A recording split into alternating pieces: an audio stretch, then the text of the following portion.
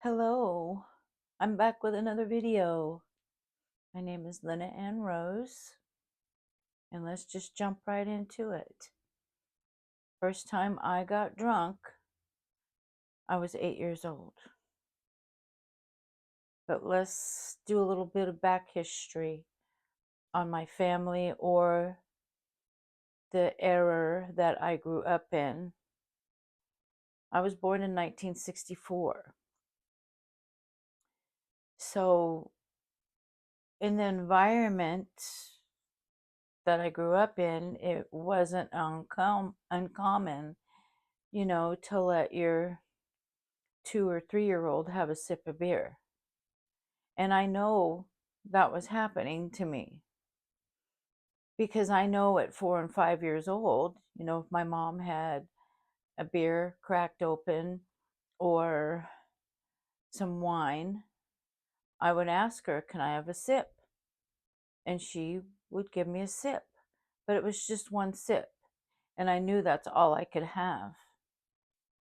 And I remember even smelling the beer or smelling the wine and knowing that, oh, I'm going to go have a sip. I'm going to go ask for a sip. And I would have a sip and go on my merry way.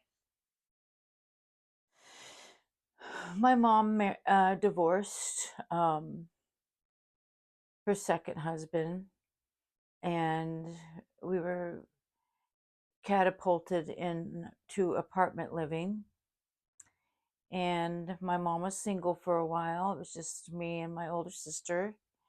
And then she met somebody. And this somebody was much younger than her. And I remember being really taken back by that. But by then, I was still drinking with permission, but I was, taking my mom's cigarettes, smoking them in the schoolyard. And so my mother's relationship progressed with her new guy, and we moved again. And he was a drummer, and he used to play the drums. And so they would have what we called jam sessions. So one hot summer night, it was the 4th of July weekend, I noticed everybody was coming in. The black light was on. Music was playing on the Pinewood stereo, the old Pinewood stereos. And a party was getting ready to exude. So everybody was drinking, they were jamming, bass was going. My mom's boyfriend was on the drums. By this time, I'm 8 years old. And so I was like, hey, it's a party. So I started walking around and taking sips from everybody's drink. Just beer, just wine. For some reason, I stayed away from the other stuff. I don't know why. I just knew that that wouldn't be a good idea. So I guess they had something planned later on that evening, and they realized that I had went around the party and drank a lot. And I remember feeling the feeling that I felt. I was so free, and I felt so brave because I was a little shy, but I felt free and I felt brave, and I was dancing and I was singing and crawling around on the floor and, just running in and out of the house, just having a good time. It was a hot summer night in Albany, Oregon. It's where I was born, in Albany, Oregon. And so the time came where everybody cleared out and they realized, oh my goodness, Lena, what's going on with you? So I guess I was acting drunk. I just was really feeling having a good time. But thinking back, yeah, I drank too much. As an 8 year old, I just drank too much. So they took me over to this strange lady's house, and I guess they laid me down because I woke up hours later in a strange room. I didn't know where I was at. I got up, went into the front living room, and there was a Native American lady sitting in the chair. Looks like she was crocheting or knitting. And I asked her where, my mom was at. Where's my mom? I said, they'll come back and get you. You go back, you go and lay back down. And that's what I did. They eventually came back and got me. And I guess my mom let her new boyfriend at the time pick me up and carry me out to the car, which I don't know why I felt uncomfortable. I felt strange. So I just played like I was asleep. And they got me home, got me, into my room and laid me down. And I woke up the next morning and walked out in the front room, and they act like nothing had happened. Nothing had happened.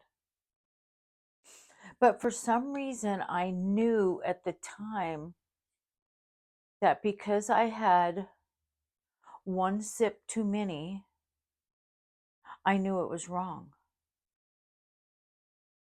because I had more than one sip.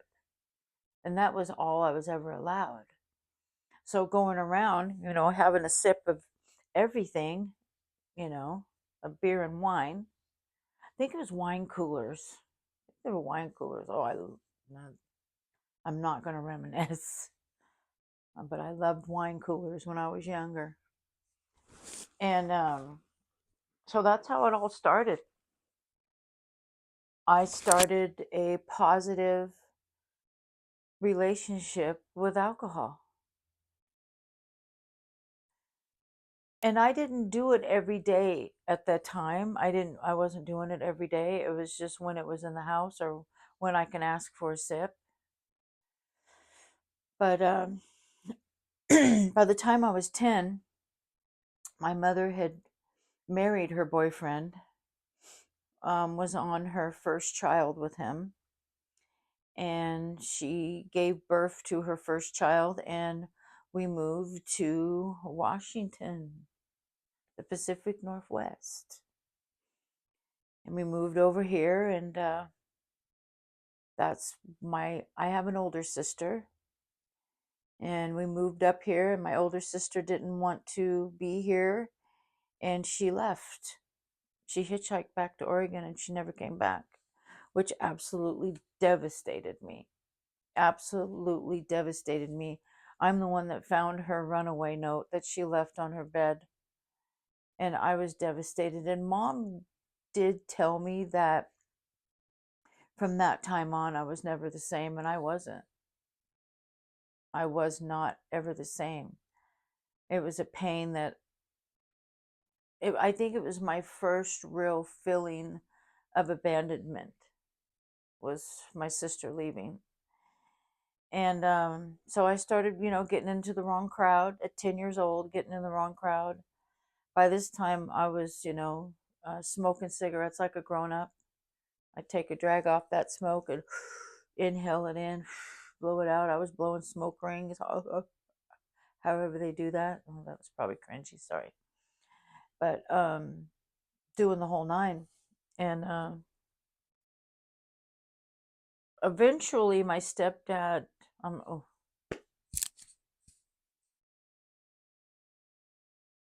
eventually, my mother's husband, I vowed to never say that again because that's another video. That hit me like a wave. And anyway, I don't want to lose you.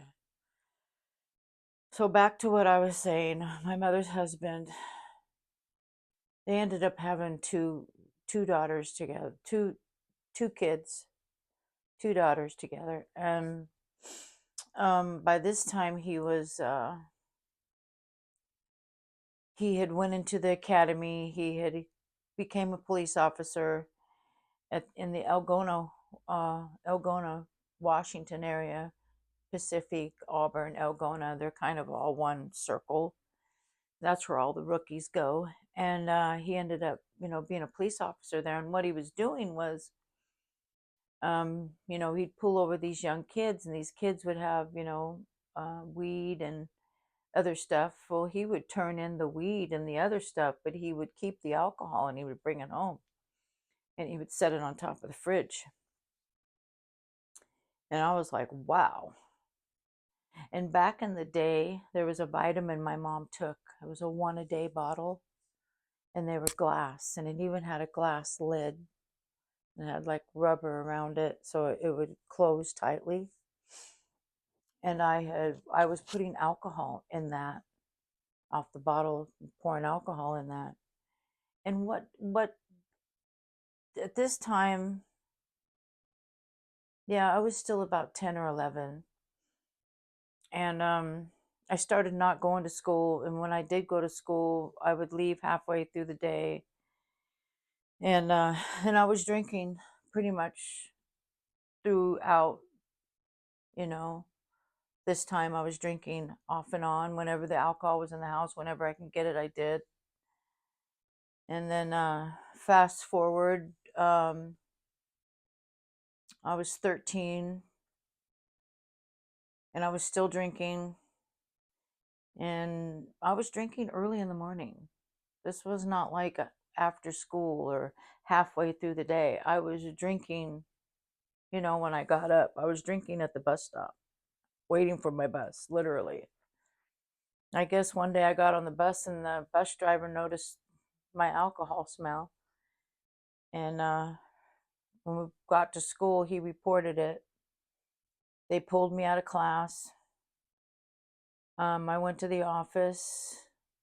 My mother's husband was there. My mom was there. And they all walked me to my locker, and they opened up my locker, and my alcohol was in my locker. Everything was kind of like a blur from there, because what I failed to mention throughout all of this, I was being physically abused by my mother's husband. Um, his punishments were severe, to the point where I flunked PE, the easiest class. I flunked PE because I wouldn't suit up for PE because of the bruises and the welts on the back of my legs, because he would make me pull my pants down and grab my ankles while he would, whatever he decided to beat me with. And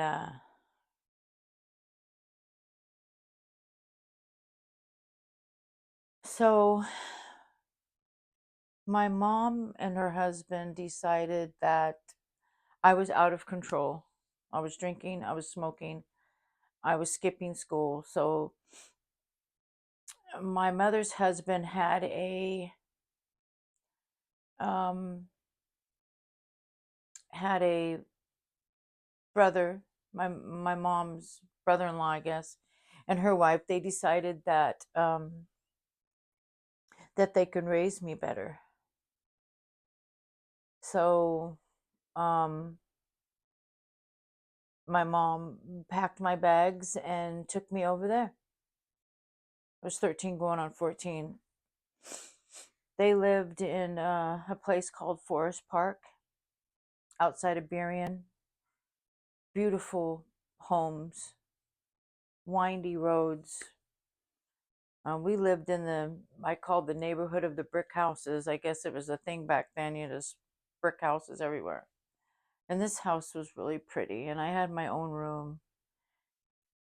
And my room was fancy because I never really had anything nice. I always had a mattress on the floor and, stuff like that.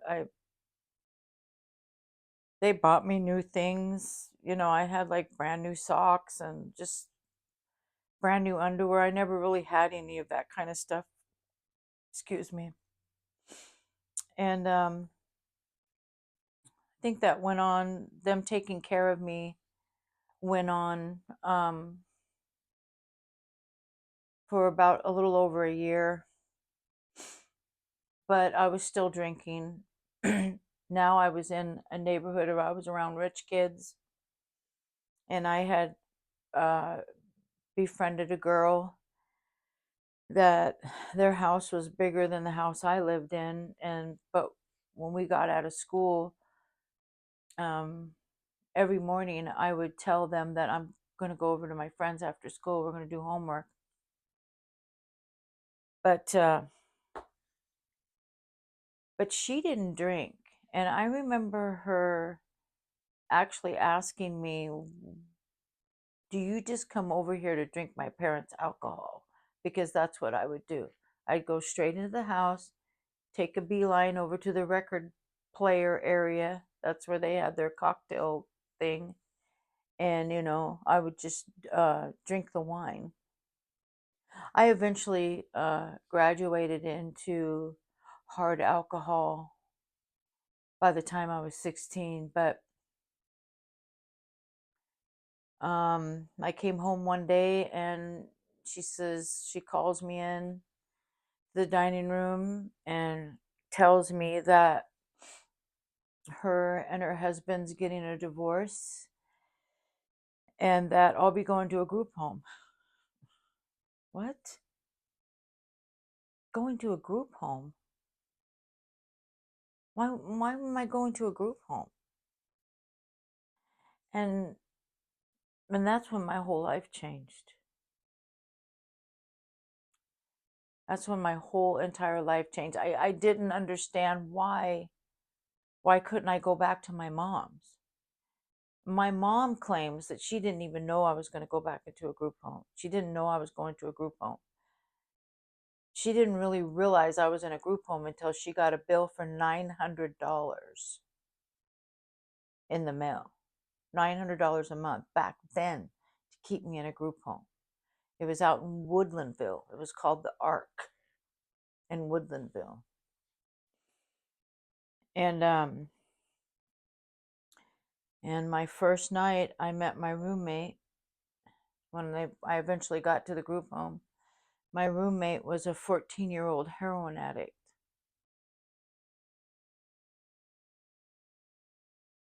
And I'm just going to stop the video there because I'm going to stop the video here because that's a whole nother video when I went to the group home. How my life changed and how my roller coaster of drugs and alcohol started. All because I skipped school, I smoked cigarettes, and I drank alcohol.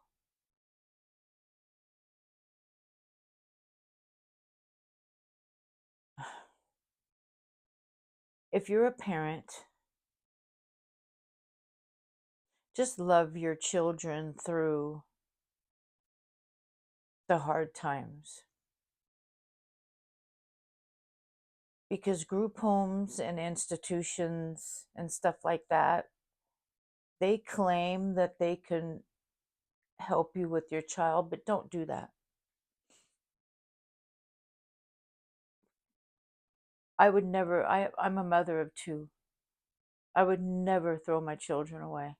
And that's what I felt like. I felt like trash.